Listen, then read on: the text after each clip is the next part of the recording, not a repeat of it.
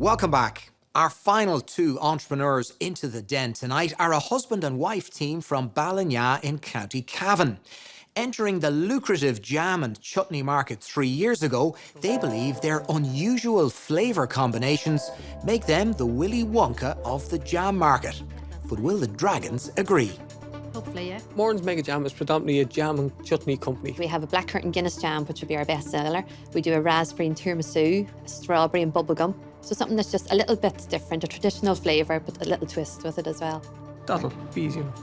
Everybody knows that Claire's the real boss. There's no misunderstandings. She's the boss. Come on, let's do this. Okay, let's go. I'm chomping at the bit, looking forward to going into the Dragon's Den. I can't wait to stand in front of them.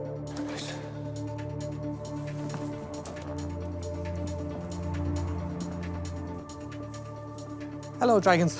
My name is Kieran Moran, and this is my wife, Claire Moran. And together we own Moran's Mega Jam, which is a jam and chutney company based up in a little village called Ballina, County Cavan. We try to do everything a little bit different. So instead of blackcurrant, we make blackcurrant and Guinness. Instead of strawberry, we made strawberry and bubblegum. We source 90% of everything we use from local farms beside us. We have graduated the Food Academy programme with Musgraves and Super Value. We set up the business in 2010.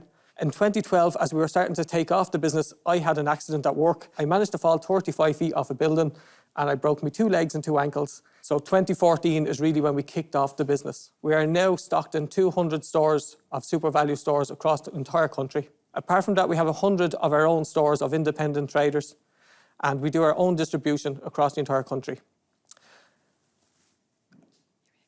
Yes. We are here today to ask you for €40,000 for 10% equity of our business. 10,000 of that is to fund the expansion grant that we have now with Musgraves. The other 30,000, what we're hoping to use it for is marketing. Thank you very much for listening to us. And if there's any questions, we welcome them. And we have a few samples here for you to try as well. Great. Thanks, Karen. With the Irish jam and chutney market worth an estimated €53 million per year, the Dragons sample some of Claire and Kieran's unusual flavours. Chanel is first to quiz the couple. Kieran and Claire, thank you very much. It was actually really tasty. Can you tell me a little bit about both of your backgrounds, please? Before I got into this business, I was the executive head chef for 2 hotels. I trained in Calvary Street in hotel management and business studies. I have to say I have a weakness for bread and jam. Yeah. So to find a jam that tastes that good, that's sugar-free, is superb. And the marmalade is just perfection. Thank you. Well done also on getting your central billing with Super Value. It was a natural fit for us with the Food Academy, which has been a great supporter for Irish food. Why did you pick jams and chutney? I was trained to make jam by my grandparents and my own parents, and it was just something that I felt I could do something different with. I have been described as the Willy Wonka of jam making by other people because I get inspired by all different sorts of things. Kieran and Claire, I've no questions at the moment. I'm just enjoying the product. That's a good sign. Kieran and Claire, your product tastes fabulous. Really, Thank you very much. Really delicious. Sumptuous.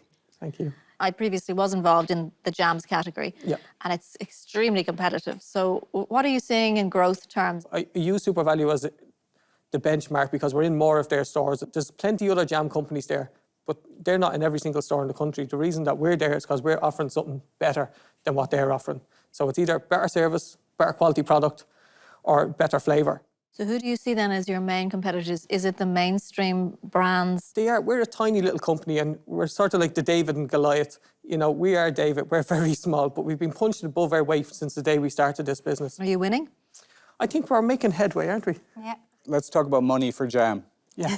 What your sales have been so far and what your projections are for the next few years, please. Our sales in 2015 were 102,000, gross profit 55,000, and net profit was 1,300. 2016, our sales were 198,000, gross profit 118,000, and net profit was was €8,000.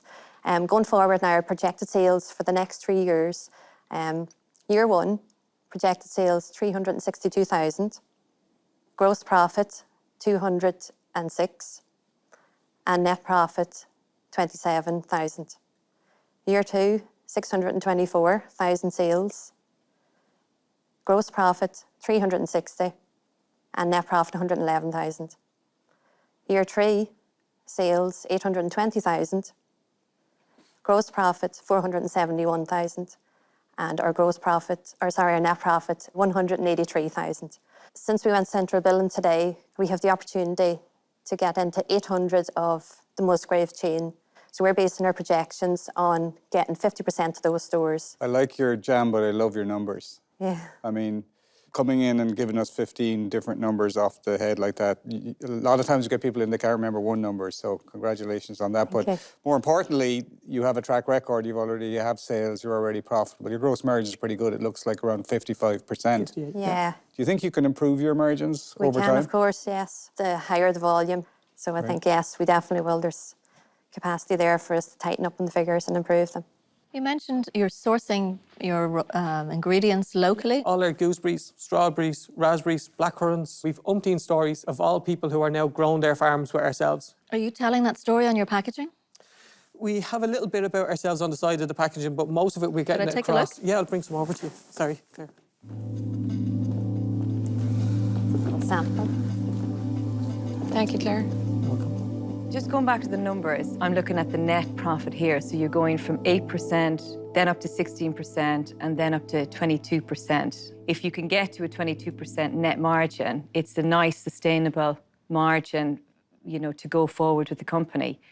Do you have any debt in the company? We have a business loan at the moment. That's probably the only real debt that we have. Will you be using that net margin to pay off the loan?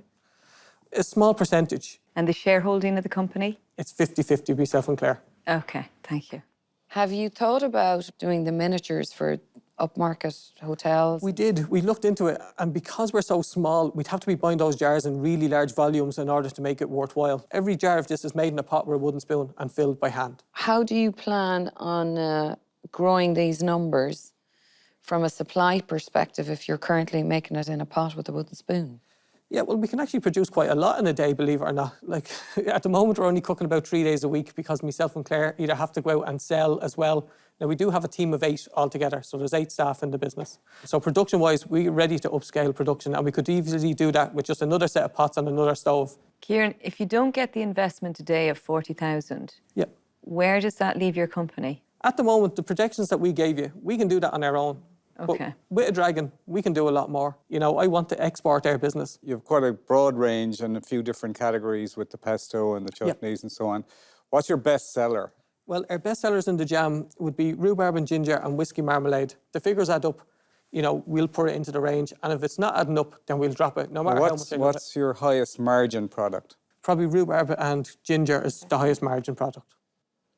Can I ask you about distribution? Because your product is fabulous.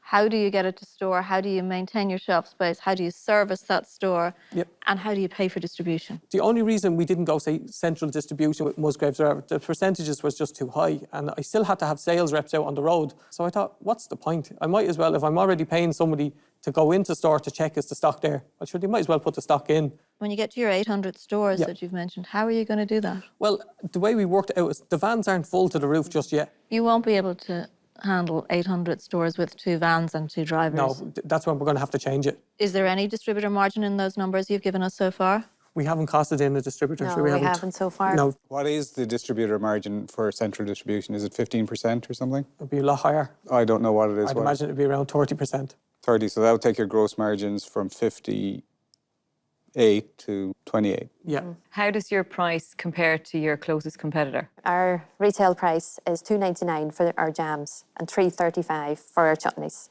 Now, there's some of them like Bon Mama, which would be 30 to 40 cents dearer than ourselves. And there's a couple of the other artisan ones out there that were all around 50 to 60 cents dearer. $2.99 for a jam. Yes. What do you think the low sugar or the no sugar range will be? Well, because we haven't launched it, it means we can charge basically a premium for that product. So we could probably be charging $3.50 for a jar of that jam and still be, you know, one of the cheapest that's out there. That's good. Yeah.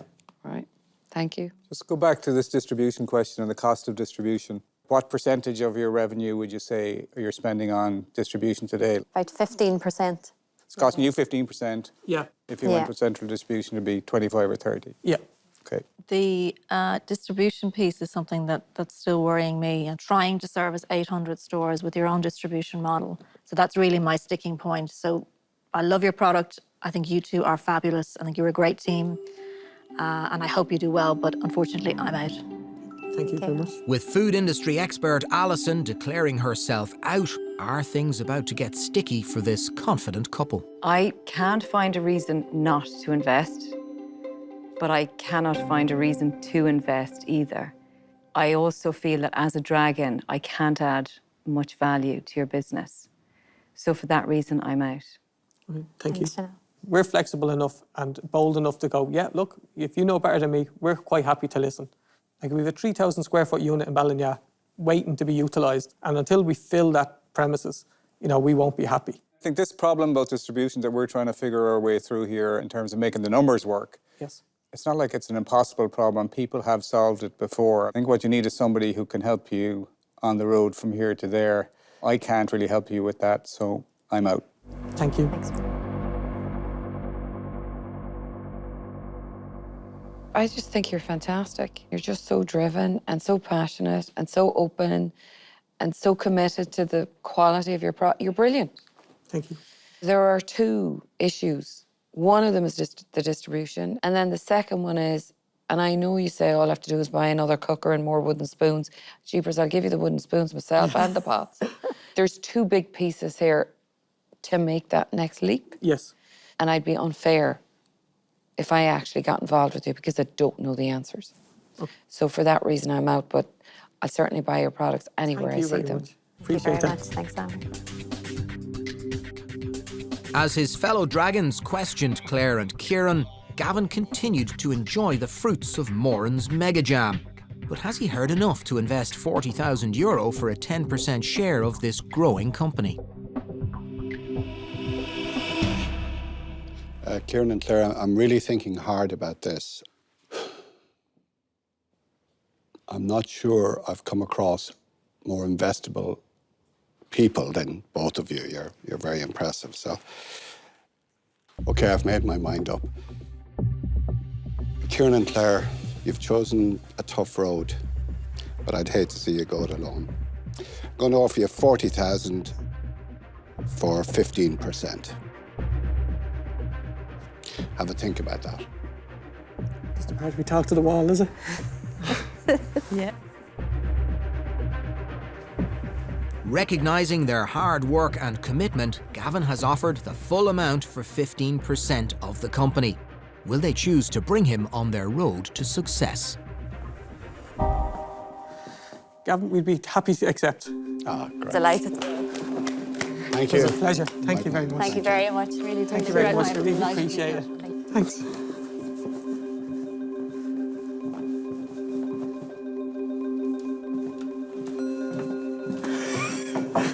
Kieran, Claire, congratulations, well done. You did really well. You got off to a flying start because they all loved the product. We were chuffed at the response that we got. When Gavin was the last dragon in, he had the field to himself, and he did something that was very surprising. He went for 15%. He normally looks for a lot more. We were kind of surprised, so that's why we bit his hand off then when he went for that equity. We thought, sure, we're quids in here now. Yeah, he could have asked for a lot more and we might have had to give away more than we were hoping, but well, we were very happy. Well done.